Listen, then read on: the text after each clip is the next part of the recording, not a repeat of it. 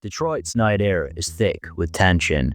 Sirens wail in the distance, neon glints off rain-soaked pavements, and from the shadows, a figure of cold steel and battered humanity emerges. With a hydraulic hiss, Robocop draws his weapon, a sleek, futuristic handgun whose rapid bursts echo like a warning to criminals and a promise to the city he protects. In that instant, the Auto 9 is born, not just as a tool of justice, but as an extension of Robocop himself. More than any other ordinary sidearm, the Auto 9 fuses cutting-edge technology with the relentless resolve of its wielder. In the world of Robocop, this weapon is more than a piece of hardware. It's a symbol. It embodies the film's central tension between man and machine, order and chaos, the future and what remains of the past. From the moment it flashes across the screen, the Auto 9 is seared into the audience's memories, becoming one of cinema's most enduring icons. Robocop, released in 1987, is a science fiction action film that marked the American directorial debut of Dutch filmmaker Paul Verhoeven of Starship Troopers fame. The film stars Peter Weller as Alex Murphy, a Detroit police officer who is brutally killed by a gang and resurrected by the powerful corporation Omni Consumer Products as Robocop, a cybernetic law enforcement agent. Initially unaware of his previous identity, Robocop wages a battle against crime while slowly rediscovering his humanity with the help of his former partner, Anne Lewis, Nancy Allen. The film's success led to a wide-ranging franchise, including 2 sequels, a 1994 live-action series, 2 animated television series, a 2014 remake, and 2 video games released in 2003 and 2023. Edward Neumeier developed the concept for Robocop while he was working on the set of Blade Runner 1982, with Michael Miner joining him to co-write the story. Producer John Davidson acquired the script for Orion Pictures in early 1985. The search for a director was challenging. Paul Verhoeven initially rejected the script twice, not recognizing its satirical edge until his wife persuaded him otherwise. Principal photography occurred from August to October 1986, primarily in Dallas, Texas. Special effects artist Rob Bottin oversaw the creation of practical effects, elaborate gore, and the iconic Robocop suit. Verhoeven initially made the violence in Robocop so exaggerated that it bordered on dark comedy. Censorship boards found some scenes excessively graphic, prompting edits to secure an acceptable theatrical rating. Despite controversy over its violence, Robocop was a box office hit upon its July 1987 release, earning $53.4 million. Critics lauded the film's blend of action, satire, and philosophical undertones, though they were divided over its extreme content. The film received multiple award nominations, winning an Academy Award and several Saturn Awards. Since its release, Robocop has been reappraised by critics and is now considered one of the standout films of the 1980s, as well as one of the most fantastic science fiction and action movies ever made. The film is acclaimed for its portrayal of a cyborg struggling with a lost sense of humanity, setting it apart from the era's typical emotionless robots. Robocop remains a subject of analysis for its exploration of themes like humanity, identity, corporate greed, and corruption, and is often interpreted as a critique of Reagan-era policies.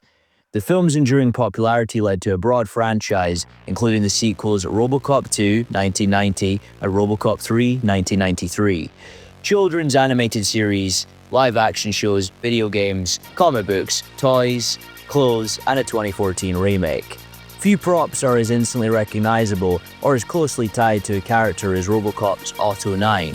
More than a futuristic handgun, it is a symbol of Robocop's fusion of advanced technology and unwavering pursuit of justice, mirroring the film's exploration of what it means to be both human and machine. The Auto 9 is not just drawn, it becomes an extension of Robocop's identity, visually and thematically anchoring the film's gritty, high-tech world. Designed for the film is a heavily modified Beretta 93R machine pistol. The Auto 9 was crafted to appear both intimidating and visionary. Its extended barrel, oversized compensator, and raised sights gave it a silhouette unlike any other on screen. Actor Peter Weller, who portrayed Robocop, later recalled how the weapon's balance and unique build made the character's signature gun-twirling flourish both impressive and physically demanding. These bold design choices embedded the Auto 9 in the memories of audiences and critics alike. Initially, the filmmakers considered arming Robocop with a Desert Eagle, but its diminutive appearance against the bulk of Robocop's armor prompted the creation of the bespoke Auto 9. Built from a rare, select-fire Beretta 93R and extensively modified, the prop's real magazine held 20 rounds, but in the film, it boasted a fictional 50-round capacity thanks to the imagined use of caseless ammunition and the notable absence of spent shell casings in action scenes. On screen, the Auto 9 is more than a weapon. It's a technological marvel, holstered within Robocop's thigh and ready for action at a moment's notice. Its rapid 3-round bursts and the narrative twist of specialized ammunition, from armor-piercing to non-lethal and even laser rounds, cement Robocop's advantage over his foes and reinforce his status as the ultimate law enforcer. Behind the scenes, the pursuit of authenticity brought its own drama. The production team had to navigate complex US firearms regulations to import the select-fire Beretta 93R, classified as a machine gun under federal law. As a testament to the filmmaker's dedication, this attention to detail paid off. The Auto 9's distinct profile would echo through decades of pop culture. The weapon's impact extends far beyond Robocop. Its likeness appears in films like Sin City and City Hunter, as well as in video games such as Far Cry 3, Blood Dragon, as the AJM-9, Payday 2, and Mortal Kombat 11. In 2023, Robocop Rogue City returned the Auto 9 to players' hands, allowing a new generation to experience its power and legacy firsthand. Even in universes like Shadowrun and Quantum Break, the silhouette of the Auto 9 remains shorthand for futuristic firepower and relentless justice. The sound of its bursts, the flash of its muzzle, and its unmistakable outline have inspired designers and storytellers for generations. The final shots fade, but the echo of the Auto 9 lingers, its sharp bursts reverberating through decades of pop culture. Even for audiences who have never watched Robocop, the silhouette of this weapon is unmistakable, a visual shorthand for futuristic law and uncompromising justice. Its presence in video games, films, and countless works of fiction is more than homage.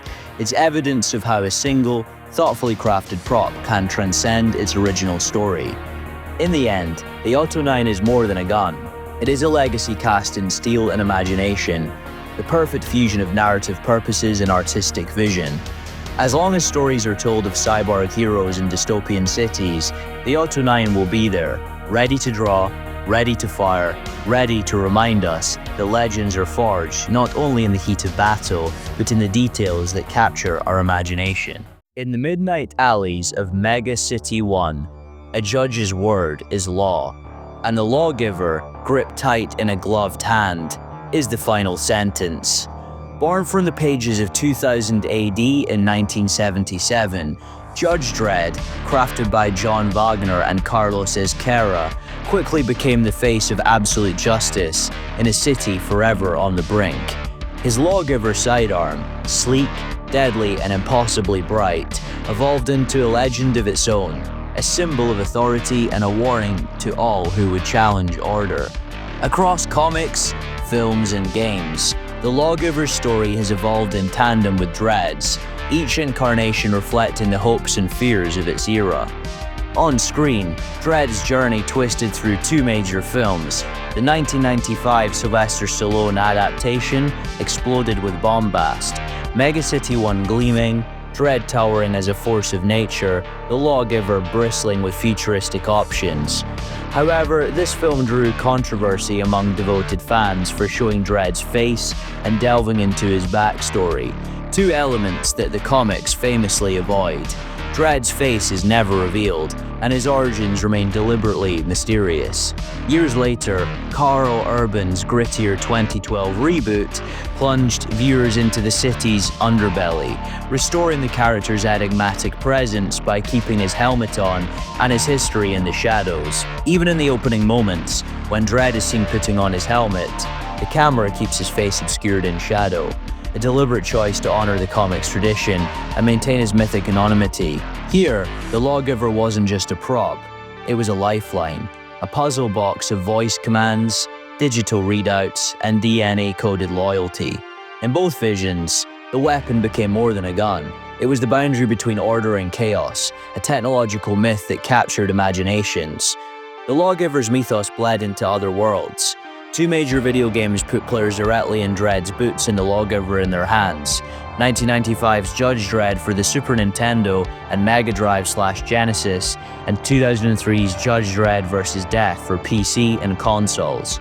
Both titles allow players to wield the iconic weapon, dispensing justice where rules and bullets blur together. The Lawgiver's versatility became a metaphor. Every firing mode mirrored the shifting lines between right and wrong, law and vengeance, in the city's endless war. Fans have long debated which digital incarnation best captured the thrill of being a judge, jury, and executioner.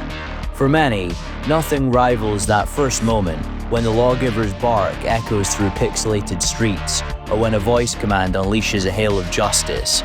In forums, at conventions, and across generations, players share these memories, proof that the Lawgiver's legacy is as much about those who wield it as the weapon itself. The stories, comic and cinematic, satirize power and probe its limits. Dredd is judge, jury, and executioner, but it is the Lawgiver that enforces his word with chilling fidelity. When the unworthy, like Kay in the 2012 film, reach for its grip, the Lawgiver answers with violence, detonating in a blaze of justice and warning. Such power chooses its master. Behind the scenes, the Lawgiver's design became a proving ground for science fiction's boldest dreams. For the 1995 film, prop makers started with a real Beretta 92 FS, encasing it in a custom-forged metal and plastic shell to give it the comic's signature bulk and futuristic presence. The result was a weapon that could actually fire blanks on set. It slides cycling within the armored casing, adding weight and authenticity to every close-up. Dredd's own helmet and costume were similarly overbuilt and imposing, designed to transform Stallone into the living embodiment of Mega City 1's justice. The 2012 reboot, meanwhile, wrapped a Glock 17 in a shroud of menace and digital wizardry. The line between fiction and reality blurred further, as real-world engineers took inspiration from experimental smart guns, voice commands, and owner-only triggers, all echoing the Lawgiver's promise.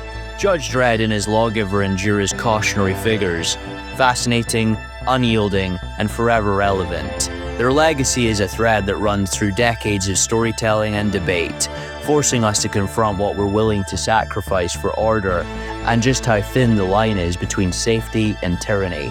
As the man himself says, "I am the law."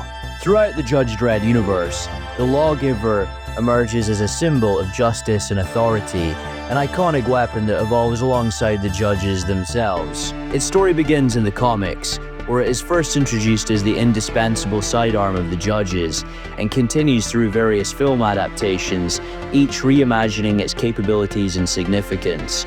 Equipped with semi- and full-auto molds, computer targeting, and palm print security, the Lawgiver is tailored for its judge alone.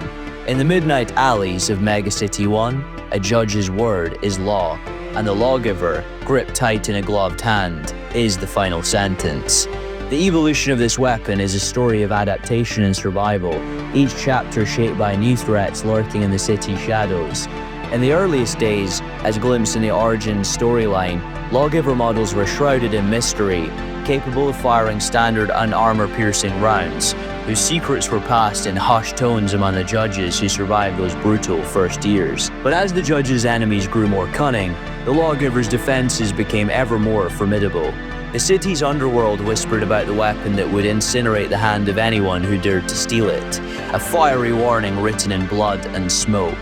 Only the highest-ranking judges, entrusted with the gravest responsibilities, held the override codes. In the darkest of hours, when Dredd himself stood alone, it was this shadowy safeguard he invoked, the Lawgiver's loyalty absolute even as hope seemed lost. Yet, even legends have weaknesses. In the darkness, technology turned traitor. During the saga of the Narcos connection, the criminal mastermind Nero Narcos twisted the Lawgiver's loyalty, sabotaging their security systems. Suddenly, these trusted companions became the judge's executioners, sidearms exploding in loyal hands, the thunder of betrayal echoing through Mega City 1. Outmatched and wounded, the judges stumbled into the chaos that ignited the Second Robot War. Amidst the turmoil, the Lawgiver transformed once more. Its range reached 3 miles, a whisper across the city's sprawl. Its arsenal, a judge's answer to every threat. Standard execution, swift and final, heat seeker, hot shot, finding the desperate by body heat alone, ricochet, rubber-coated rounds pinging through corridors to reach the unreachable, incendiary for threats mortal and supernatural, armor-piercing, shattering steel and shield, and Hayek's, the last word for the city's worst nightmares. With each new threat, new ammunition appeared, stun bullets crackling for crowd control, stunner beams to drop the relentless, exorcist rounds for the uncanny, tracers and marker shells for the hunted. Some years later, Hayek's gave way to grenade, incendiary to gas, stun gas rolling in to choke the riot's fire. On rare days, the Lawgiver offered mercy, less lethal stun attacks, a moment's grace from a weapon forged for fear. The legend leapt from page to screen. In the 1995 film, the Mark II Lawgiver bristled with options: rapid fire for the hopelessly outnumbered, grenades for the fortified, the infamous double whammy for 2 targets at once, and signal flares to light the city's darkness. Every shot bore a DNA signature, a warning etched in gunpowder that justice was never anonymous. The films reimagined the Lawgiver's wrath. Not every thief's hand exploded. Sometimes, the punishment was a silent, deadly shock, the gun itself passing judgment. Critics called this the only interesting touch in a film awash with spectacle, but the Lawgiver's shadow lingered long after the credits rolled. The 2012 reboot raised the stakes. Lawgiver 2, a marvel of voice-activated violence, responded to 7 commands: FMJ, AP, INC, Hayek's, Hotshot, Stun, each word a word of power. Its loyalty was absolute. Only a judge's hand could wield it. All others met with instant destruction. Production secrets revealed a twist. Even ammo had its own magazine, a departure from comic lore, setting up a desperate moment when Dredd faced his enemies with only high explosive rounds left. Yet the Lawgiver's legend was too powerful to stay fictional. In 2000, Metal Storm in Australia unveiled the variable lethality law enforcement pistol. This voice-activated, owner-locked firearm fires both lethal and non-lethal rounds, with its digital voice a real-world echo of comic book dreams.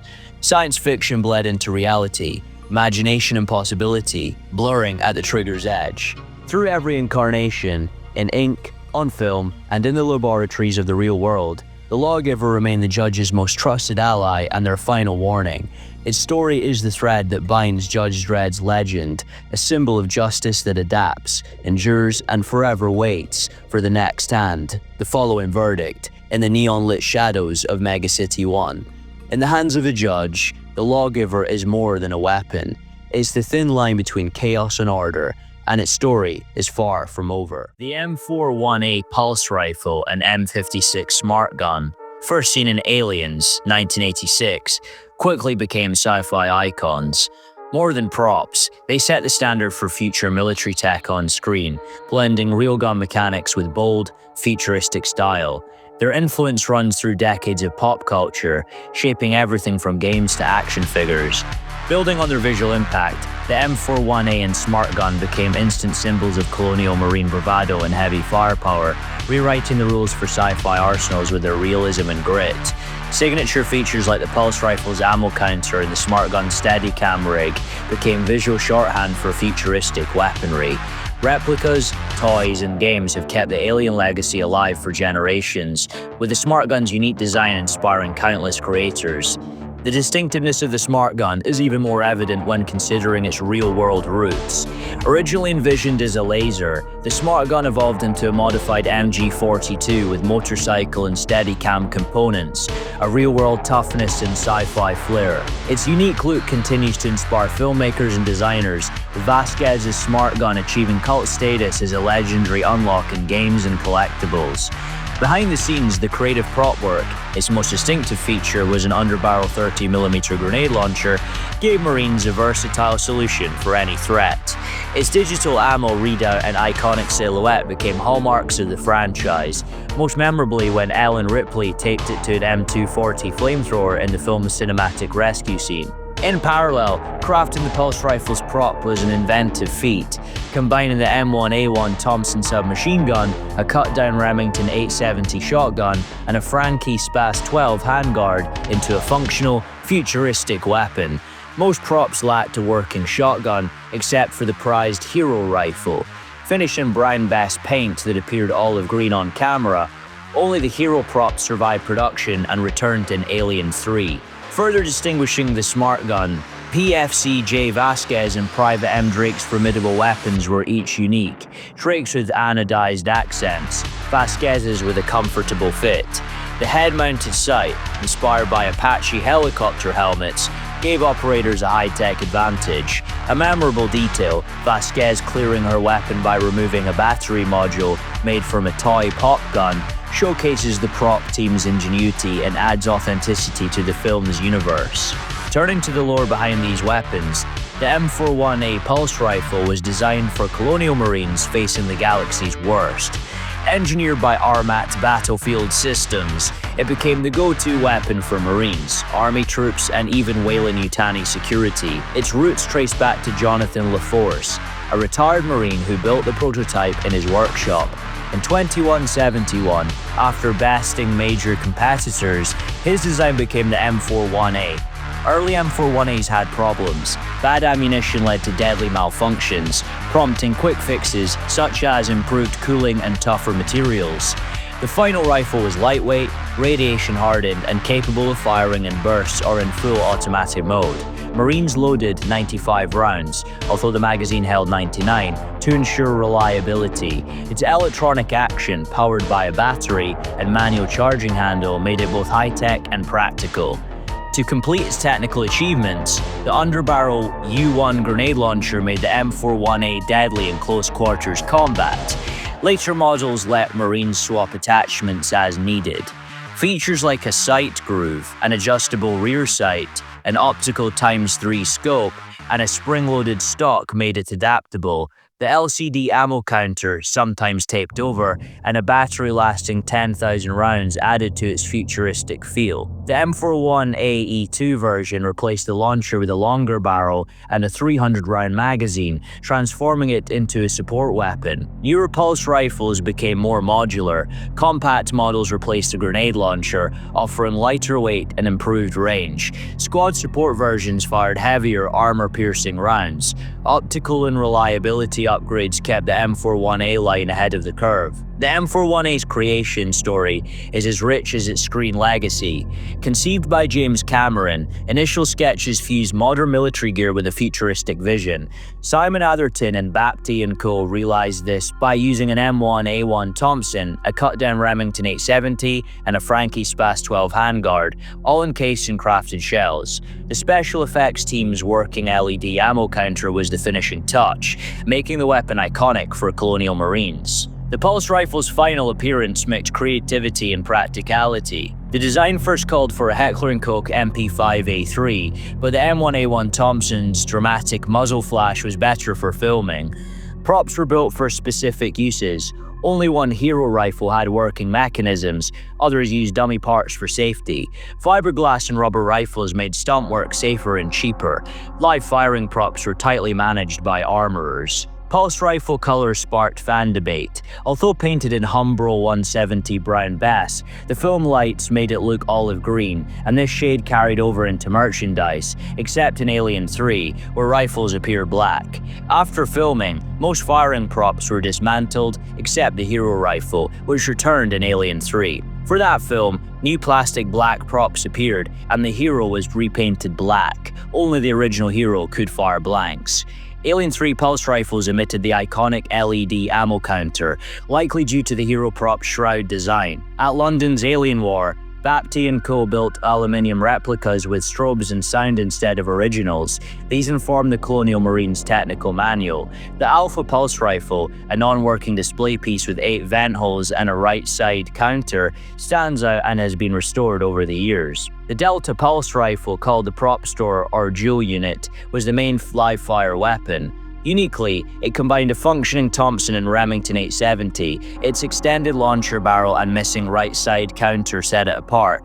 Used by Goldstein and Weaver in key scenes, it remained the only blank-firing alien rifle for Alien 3, repainted black for the film. The Delta's legacy continued. Media appearances, repaints, and a return to olive green. The Zeta pulse rifle, Lawrence Nathan or technical manual rifle, became notable for its wooden grip and right side counter. Lawrence Nathan may have created it. Discrepancies in photos and descriptions have driven debate, but the Zeta is an established reference piece. James Cameron's attention to detail extended even to the pulse rifle's sound, which he spent 2 days perfecting for Aliens. Early technical specs credited Colt as the manufacturer, but later material created a richer backstory, naming the fictional Armat Battlefield Systems as the official maker. The M41A pulse rifle isn't just a movie prop, it's a pop culture phenomenon. Since the release of Aliens in theaters, fans and collectors have fueled a thriving market for replicas. Limited edition runs, such as the Icon's pulse rifle, are coveted for their craftsmanship and heft.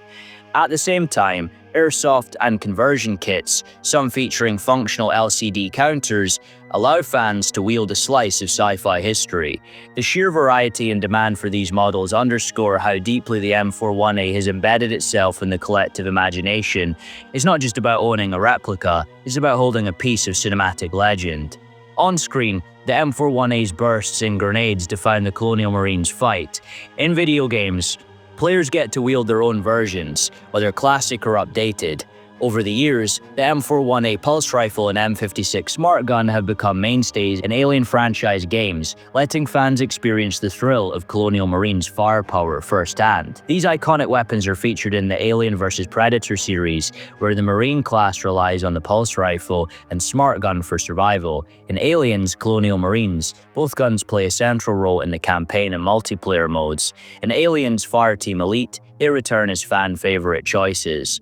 Even earlier arcade games like Alien 3 The Gun and Aliens Extermination put the pulse rifle in players' hands, while handheld titles such as Aliens Infestation let you equip your squad with these legendary weapons. Even Alien Isolation, though focused on survival horror, includes the M41A pulse rifle as a collectible and a nod to the franchise's action legacy. The smart gun and pulse rifle are not only constant presences in dedicated Alien titles, but also appear as unlocks, Easter eggs, or homages in crossover games, keeping their legacy alive across genres. Every appearance, from big moments to hidden unlocks, keeps the rifle's legend alive. Of course, not every recreation is a pixel-perfect match. Video games sometimes flip the ammo counter for player convenience or streamline the weapon's design to better suit gameplay, but these choices aren't oversights. They're practical tweaks that keep the spirit of the M41A alive, even as its digital form evolves. What matters most is that unmistakable silhouette, the shroud, the magazine, the stance, that instantly signals pulse rifle to fans everywhere. Even within the films, prop details sometimes shifted, missing ammo counters here, extra vent holes there, a result of the fast-paced, high-pressure set environment. Far from diminishing the pulse rifle's mystique, these quirks have given toy makers and modelers creative license. Each toy or collectible captures something a little different, making every iteration a fresh tribute to the original's design. You don't have to be a prop collector to appreciate the M41A's reach. Even building toy fans can snap together their own pulse rifles, courtesy of companies like Brick Arms. Whether it's a Xeno pulse rifle for a toy marine or a shotgun for a blocky hero, these playful tributes prove that the rifle's appeal crosses generations and genres. The M41A isn't just for display cases, it's a source of creative play and inspiration. Action figure lines like G.I. Joe have long borrowed from the pulse rifle's playbook, arming their troops with weapons that evoke the same sense of firepower and adventure. Sometimes the resemblance is subtle, a barrel here, a magazine there, and sometimes it's a direct homage.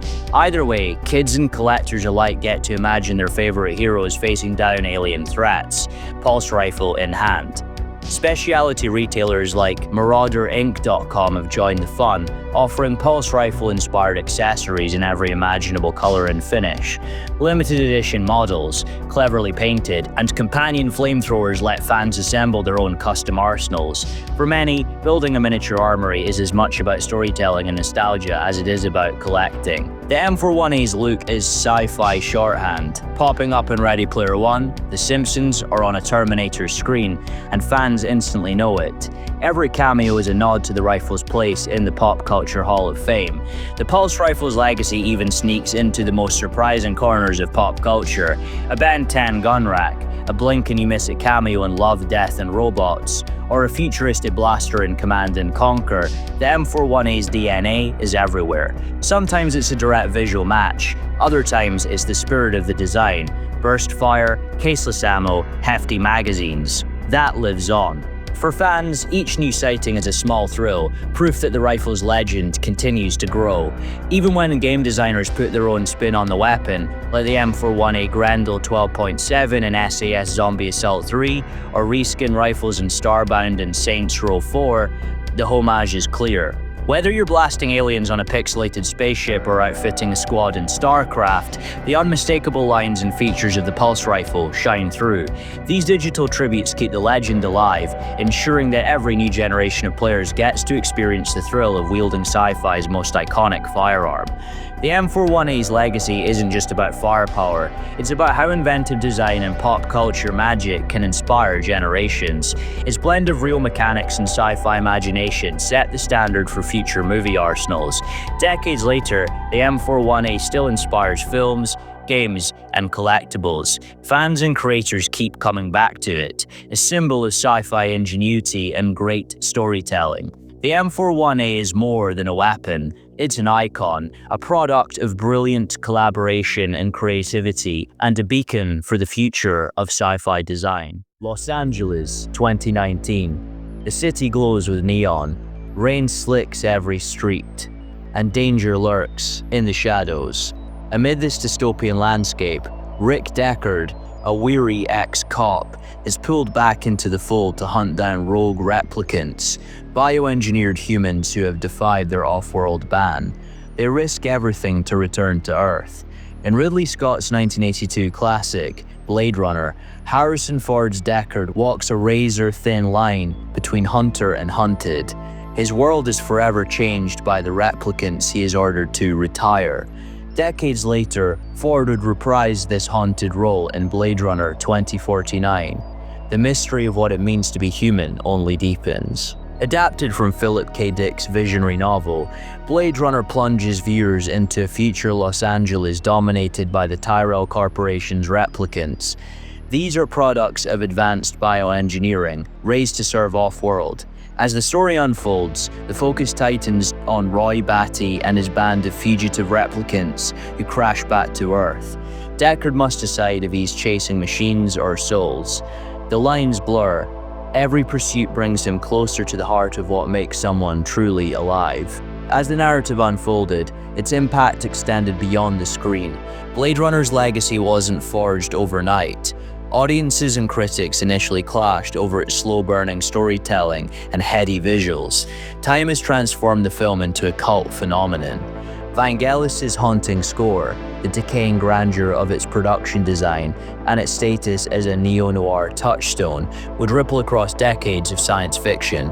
Hollywood took notice, launching a wave of Dick-inspired adaptations. By 1993, Blade Runner was enshrined in the National Film Registry, a testament to its enduring influence. Yet the story of Blade Runner doesn't end with the credits. Behind the scenes, studio interference resulted in at least 7 versions of the film. Each version reflects the creative tug-of-war that ensued. A groundswell of fan devotion brought Ridley Scott's vision to the surface. The director's cut arrived in 1992, then the masterful final cut in 2007, the only version Scott truly controlled. Blade Runner's journey from celluloid to cult status is as labyrinthian as the city it portrays. The legacy expanded further. From the original film sprang a universe. Blade Runner 2049 continued Deckard's journey into the unknown. Short films and anime, such as Blade Runner Black Lotus, filled in the shadows between areas. The story also inspired the acclaimed 1997 Blade Runner video game. Players could experience Los Angeles in 2019 and act as a Blade Runner in a parallel investigation. The city's neon-lit legacy only grew brighter, echoing through every new story. Amid this fever-expanding mythos, one object stands out: the blaster. In the rain-soaked alleys of Los Angeles, 2019, even the tools of survival have stories to tell. Rick Deckard's blaster is more than just a weapon. It is a symbol of the world's grit and ambiguity. The prop was crafted by fusing a Steyr Mannlicher 222 model SL rifle with a Charter Arms Bulldog revolver. This was a marvel of movie magic. Side covers masked the cylinder. False controls hinted at hidden technology. LED lights glinted ominously, some working, others dead, like the city's own neon signs.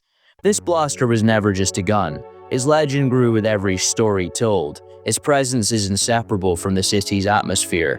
This fascination isn't limited to the story, it extends to the blaster's design itself.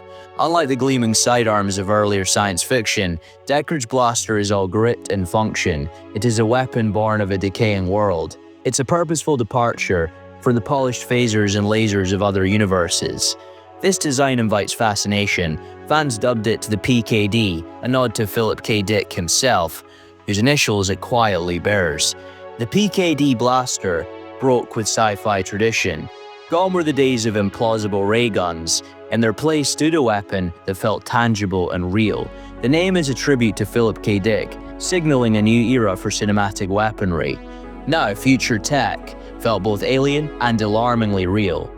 Newer weapons tempted the LAPD. For some Blade Runners, nothing replaced the feel of the PKD 5223. The prop zone odyssey matched the films. The original was sold for a fortune, and new replicas were forged for the sequel. The legacy was personal, right down to its name, which quietly nodded to Dick's visionary world. Both on-screen and off, the PKD blaster took on a life of its own. It was as layered and mysterious as the world it inhabited. On set, it fired blanks like a real gun. No post-production lasers or sci-fi tricks were needed. The rifle's bolt and handle served no purpose except to complete the illusion, a weapon that looked as if it belonged in a world teetering between past and future. A magazine that couldn't feed bullets, two triggers, a plastic shell. Every detail of the blaster was designed to confuse the eye and sell the fantasy. Amber grips, colored LEDs, and Sid Mead's original sketches for a black hole gun all contributed to a prop so convincing it fooled even the experts. The blaster was a testament to the film's devotion to movie magic. Its mystique lies in its ambiguity. Is it a revolver, a railgun, or something stranger? For fans, it's as much a character as Deckard himself. Adam Savage once set out to build his own replica, chasing the mythos. The LAPD blaster was standard issue in the story, but its role in key moments, retiring replicants, being handed back by Roy Batty before the Tears in the Rain speech, ensured its place in cinematic history. The PKD 5223, known as the Detective Special, was the sidearm of choice for Blade Runners. Deckard wielded it on the rainy nights of 2019. He faced Zora, lost it to Leon, and regained it thanks to Rachel. Even in exile, decades later, the blaster remained at his side. Others in his profession, Holden, McCoy, trusted the same weapon. Its reputation grew with every case.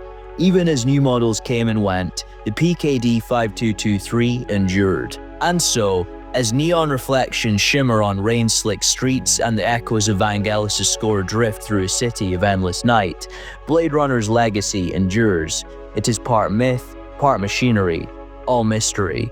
The story of Deckard, his blaster, and the replicants he pursued linger like a question in the dark.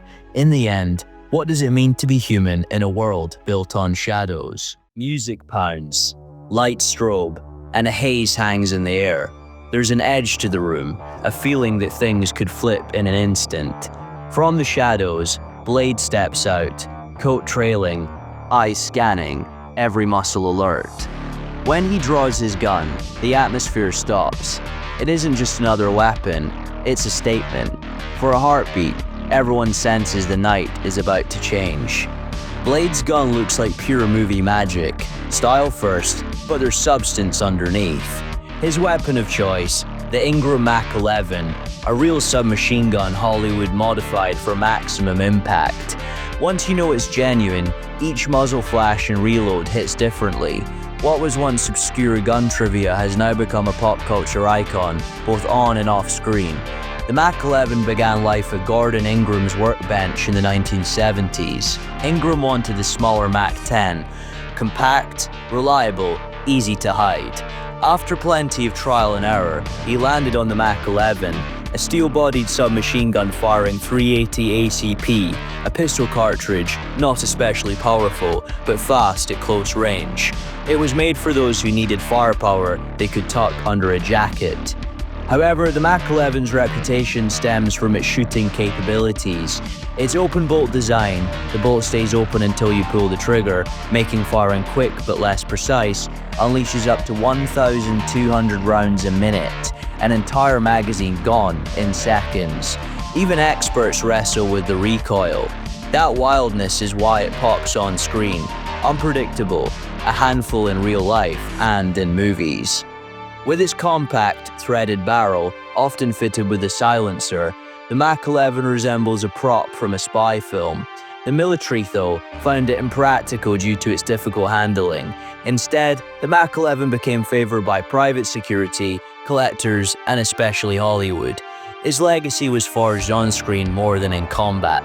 Hold a Mach 11, and you'll notice it's heavy, solid, nothing like today's featherweight pistols. For Blade, the prop team went all in.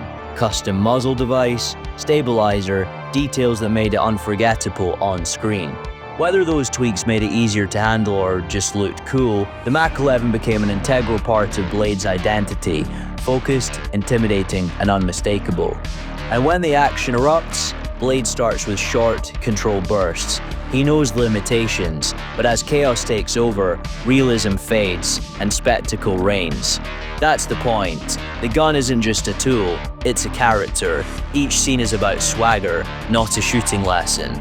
Then there's the ammunition. The real Mach 11 fires .380 ACP, a cartridge suited for close ranges, but not known for its power. Blade's world, however, invents its own rules. Hollow points filled with garlic and silver, tailor-made for cinematic vampire battles. These fictional rounds deliver a visual spectacle on screen, adding to the film's distinct style. Naturally, the garlic and silver bullets are a Hollywood invention. In the film, one shot can erase a vampire in a burst of effects, thanks to CGI, not actual firepower. These sequences are crafted for maximum impact, often set in confined spaces where the Mach 11's rapid bursts amplify the drama.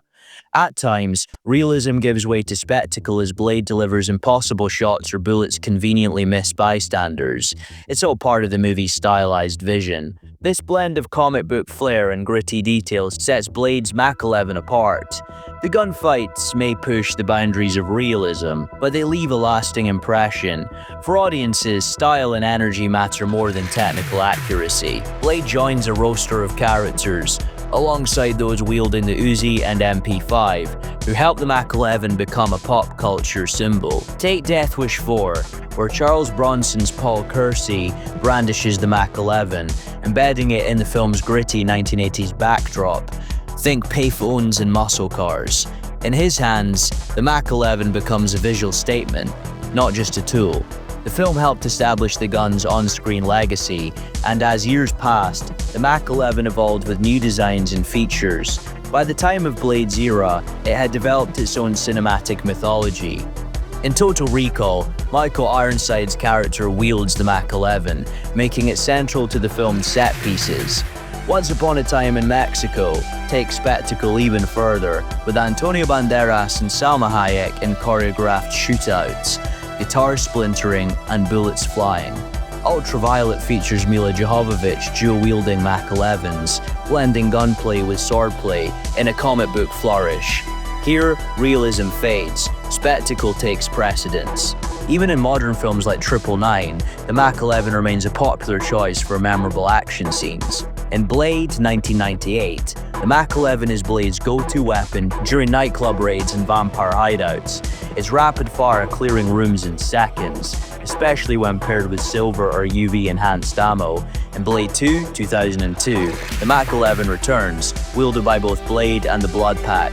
Its compact frame suits the film's tight, kinetic action, featuring tunnels, nightclubs, and underground layers. By Blade Trinity 2004, the Mach 11 shows up with new attachments and modifications, tactical rails, custom magazines, and vampire-slaying rounds, cementing its place as a signature part of Blade's arsenal and style. The Mach 11's legacy endures, a flash of nostalgia, energy, and attitude.